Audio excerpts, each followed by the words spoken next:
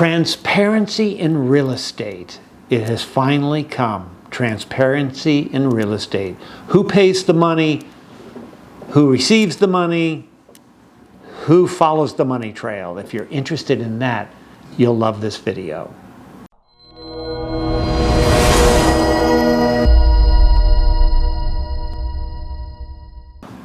My name is John Weber. I am an associate broker with Charter One Realty here in the Lowcountry of South Carolina. When I say that, I mean Hilton Head Island, Bluffton, Okatee, Hardyville, this whole area. We sell real estate from Harbor Town all the way out to I-95. Been in the business for about 37 years. I have been in the past licensed in 5 different states. I have been a broker in charge. Currently, I'm an associate broker, which means I'm a broker with Charter One Realty under the umbrella of Charter One Realty, where they have a broker in charge and all the agents are underneath that broker in charge. Anyway, I want to talk to you a little bit about what's happened with the National Association of Realtors, the new rules that go into effect very, very soon. I'm making this video in the summer of 2024. And the first thing I'd like to say is, as long as I've been in this business, there's always confusion in this business. Who pays commissions? Who works for who? There's been multiple lawsuits through the years for people being sued. Who pays commission? Who works for who? I thought you represented me. No, you represent them. And it's very, very confusing. On top of that, customers hear that noise, but they don't really pay that much attention to it because they have a job and life and everything else. So it just kind of floats to the bottom. Mix in the fact that they buy a home maybe 2, 3, 4, 5 times in their life. So when you're buying the home, you try to get up to speed real quick, but it's still very, very confusing. Well, the latest lawsuit, they settled for $418 million, National Association of Realtors. And beginning August 7th, 2024, clients who want to buy a home or a home site lot are required to sign a buyer's agreement. And that is mandated by the National Association of Realtors. Now, you don't have to sign it, but when you meet with a realtor to buy a home, it must be signed with that real estate agent before you go see the home. So buyer's agreements are nothing new in the industry, nothing new. We've had a buyer's agreement in place in South Carolina for years and years. We ask clients to sign this prior to going out and looking at real estate. And when we first meet clients, we tell them exactly the rules of the game, agency. We discuss that with them, and we say that we're going to represent you as a buyer. And we ask buyers to sign this, and we slide this across the table. And not that many people have signed it in the past because you're pushing a legal document across the table. They don't really know you. And there's some pushback on that. And a lot of agents say, oh, come on, you're going to end up signing it anyway if you buy a home because it's part of the paperwork. Well, now it's mandatory. In the past, when someone got a listing, an agent got a listing, they put it in the MLS. As agents, we look in the MLS and we see this MLS sheet with a description of the home. I'm talking about homes in this video. And on the bottom there, it has a compensation, a co-brokerage amount. And down here, typically, it's going to be 6%, might be 5%. Commissions have always been able to be negotiated out, but typically 5-6%. But the co-brokerage amount would be, let's say, 3%, and it's going to the buyer's agent. That's how they're going to earn their money. It's not being paid to the agent. It's being paid to the brokerage company In my case, it would be they're paying Charter One Realty, and then I have a different split with income with Charter One Realty. So that is the bone of contention on August 17th. That'll no longer be a line item in that MLS sheet, and buyers agents will not see that and will not know what compensation's being offered if I bring a buyer to buy a house. There are other ways to inform people.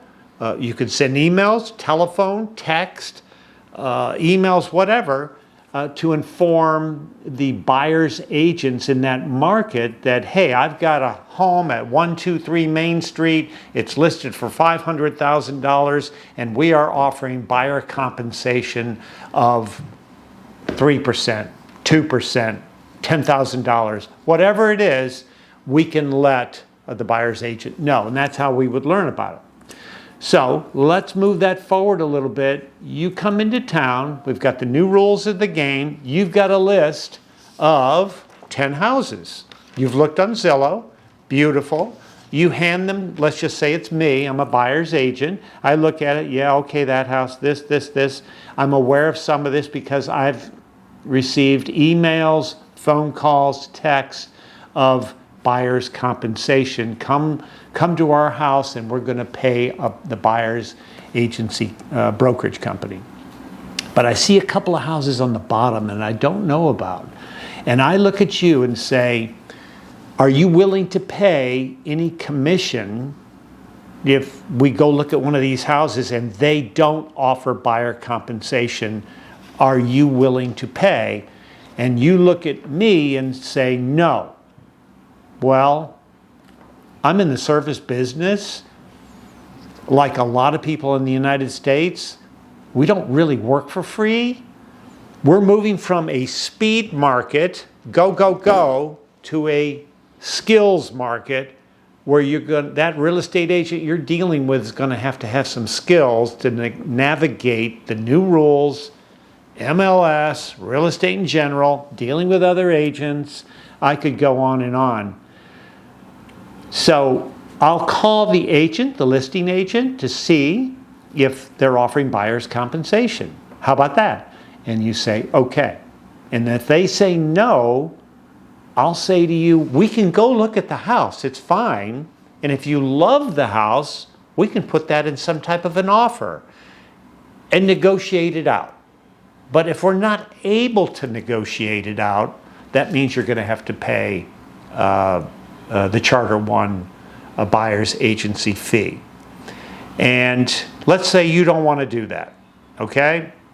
Another scenario, you come in, we talk about all of this, and I explain you're going to be a customer or you're going to be a client.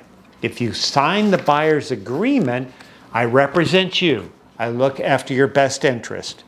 I'm going to go to the wall for you. I'm going to do everything.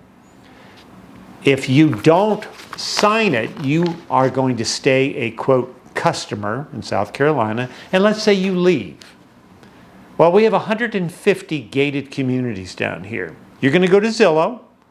You're going to find the house. You're going to call the agent in Zillow. That agent is the listing agent for that house. He has a fiduciary responsibility with the owner of the house. He works for the owner of the house, looks after his best interest, tries to get the most money for his client, and you call him, sure, I'll call a pass in, okay? Come on in, calls the pass in, you go there as a customer, no representation whatsoever. He looks at you and says, sure, hey, great, look at the house. This is great. And you look at the house, you love it. And you say to him, I think I want to make an offer. Okay, do you have a contract? No. Do you have representation? Are you working with an agent? No. Did you sign anything with anybody? No. Okay, well, what's your offer? Well, the house is listed for $500,000. I'll offer $400,000. Okay, do you have an attorney? No. Do you know a home inspector? No, we just got in last night. Okay. Well, since you're not paying any commission at all, I work for the seller. I'm going to have to bring somebody over on my team to work with you. But then we're talking about a dual agency situation where I'm going to represent my client and you at arm's length. It's going to get complicated. They say no man serves two masters. Do you know who they serve? Themselves. So it can get real tricky real quick. This type of situation has happened in the past with for sale by owner, but in today's world, with as much money as people are spending on homes, it's probably going to be one of your most expensive purchases. And it's really no time to mess around. You're going to need representation, and you're going to have to find a real estate agent, real estate company that you can deal with. And one of the first things I would do to find an agent is really check the agent out. Do they have a website? Do they use social media? Reviews? How long have they been in the business? We're dealing with an industry, these numbers are hard to believe, but the National Association of Realtors puts these numbers out.